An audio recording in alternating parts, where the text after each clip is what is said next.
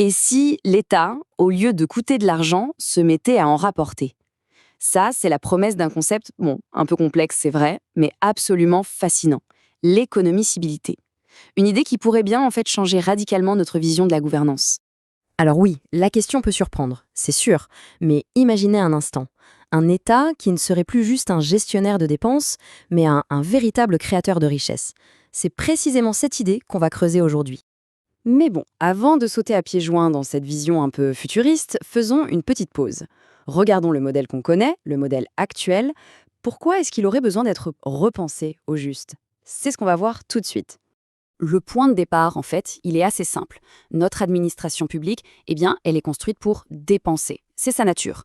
L'État perçoit des impôts et ensuite il les distribue aux différents services. C'est un cycle qu'on connaît par cœur.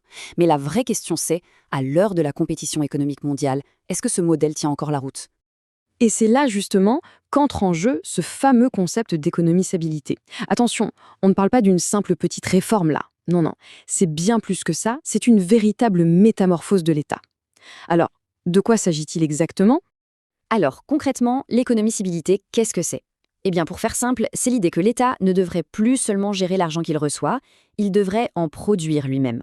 En gros, on passe d'une logique où on dépense à une logique où on crée de la valeur. Et l'image utilisée est très très forte, on parle de transmutation alchimique. C'est parlant, non? L'idée, c'est vraiment ça. Transformer ce qui est vu comme un poids, une charge, la dépense publique, en une source de profit.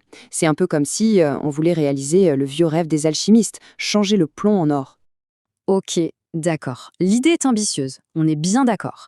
Mais la question qui vient tout de suite, c'est comment? Comment est-ce qu'un État peut devenir un producteur, concrètement? Ça ressemblerait à quoi en pratique? Là, la rupture est totale. C'est vraiment un avant et un après. Fini l'État qui se contente de réguler, de regarder l'économie d'un peu loin, place à un État entrepreneur. Un État qui prend les devants, qui innove, qui devient un acteur économique majeur, au même titre finalement qu'une très grande entreprise. Et il faut bien comprendre une chose, ce n'est pas juste une histoire de chiffres, de budget, pas du tout. C'est un vrai changement de posture, de stratégie. Sur le grand échiquier mondial, aujourd'hui, la puissance économique, c'est la reine. C'est elle qui mène le jeu. L'État doit donc apprendre à jouer cette partie, sinon, il risque de se faire sortir du jeu. Bon, je sais, tout ça, ça peut paraître encore un peu théorique, un peu abstrait. Alors, la question, c'est, en pratique, comment ça marche? Quels seraient les outils, les mécanismes concrets pour transformer l'État de cette manière? L'idée centrale, c'est de transformer chaque institution publique en une sorte de moteur économique. Allez, imaginez 2 secondes. Le ministère de l'Agriculture qui lance sa propre marque de produits bio, une université qui prend ses découvertes et les transforme en start-up qui cartonnent, ou même, et c'est encore plus fou, une prison qui devient un atelier de production rentable. En fait, chaque branche de l'État aurait une double casquette. Et attention, la logique est poussée vraiment, vraiment loin. Ces institutions moteurs, elles ne se contenteraient pas de produire quelque chose, non. Elles pourraient aller jusqu'à créer et posséder leurs propres entreprises, leurs propres banques, leurs propres compagnies d'assurance. Le but de tout ça, l'autonomie financière, bien sûr, et la création de valeur de A à Z. Et c'est peut-être là que le concept est le plus révolutionnaire. Prenez un problème social, n'importe lequel, la gestion des déchets, le chômage. Eh bien, dans cette optique, ce n'est plus vu comme un coût, comme un fardeau. Ça devient une opportunité de marché.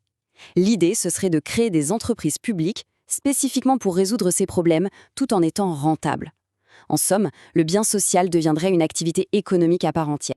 Mais alors, pourquoi? Pourquoi faire tout ça? Au fond, quel est l'objectif final de vouloir transformer l'État en machine à profit? En fait, le cheminement est très stratégique. On peut le voir en 3 étapes. Première étape, on change le rôle de l'État. On le repositionne comme un acteur économique. Deuxième étape, grâce à ça, il commence à accumuler une vraie puissance financière. Et troisième étape, cette puissance lui donne les moyens de peser, de compter sur la scène locale, nationale et mondiale. C'est au final une quête de souveraineté. Pour le dire encore plus simplement, l'économie-cibilité, c'est un peu comme une armure. Une armure financière pour protéger la souveraineté d'un pays et assurer sa prospérité. Parce que, soyons clairs, dans l'arène mondiale, l'argent ce n'est pas juste une option, c'est le nerf de la guerre. Et voilà, la question finale est posée. Cet État entrepreneur, à la fois producteur, innovateur, est-ce que c'est ça l'avenir de la gouvernance? Ou est-ce qu'au contraire, c'est ouvrir la porte à de tout nouveaux problèmes, à de nouvelles dérives? Une chose est sûre, le débat, lui, ne fait que commencer.